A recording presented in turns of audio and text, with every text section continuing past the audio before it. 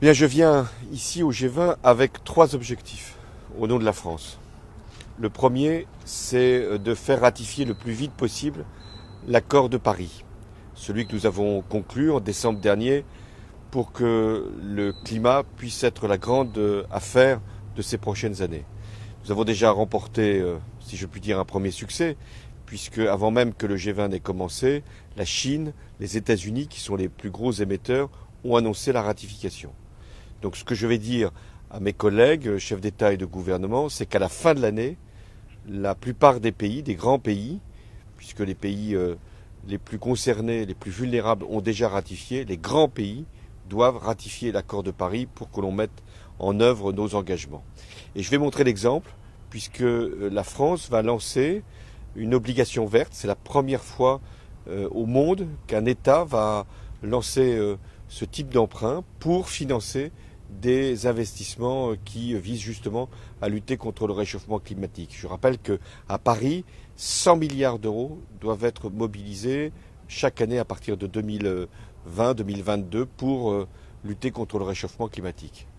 Première priorité, lutter contre ce qui ici en Chine est ressenti particulièrement, c'est-à-dire les risques pour la planète.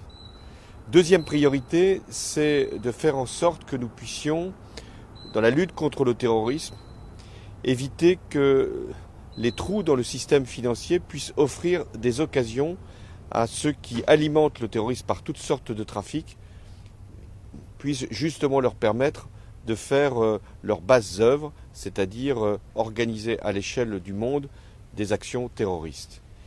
La troisième priorité, c'est la lutte contre les paradis fiscaux, l'optimisation fiscale. Là encore, des progrès considérables depuis 2012 ont été avancés et acquis grâce à la France.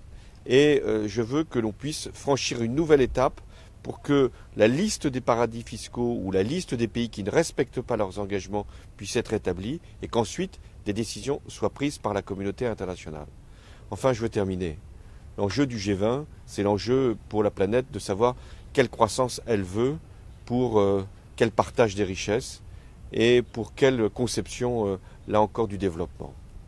Et la France est pour la croissance, pour qu'on stimule la croissance. Il y a des risques, on les connaît, ici en Chine, un certain ralentissement. Dans les pays émergents, c'est-à-dire ceux qui produisent du pétrole, ils sont affectés par la baisse des prix des matières premières. Et il y a aussi le Brexit. Donc nous devons concentrer nos efforts pour la croissance. Pour qu'il y ait de la croissance, il faut qu'il y ait des échanges. La France est pour une mondialisation, mais à condition qu'elle soit régulée, à condition qu'il y ait des principes, des normes, notamment pour l'environnement, pour le social. Et je n'accepterai donc pas des accords commerciaux qui ne soient pas fondés sur ces principes-là. Oui à l'ouverture, oui aux échanges, mais avec des conditions et des principes. Voilà l'esprit qui m'anime pour cette ouverture du G20. C'est une réunion très importante. Nous avons déjà obtenu beaucoup de résultats ces dernières années. Et là, c'est le dernier G20 du quinquennat.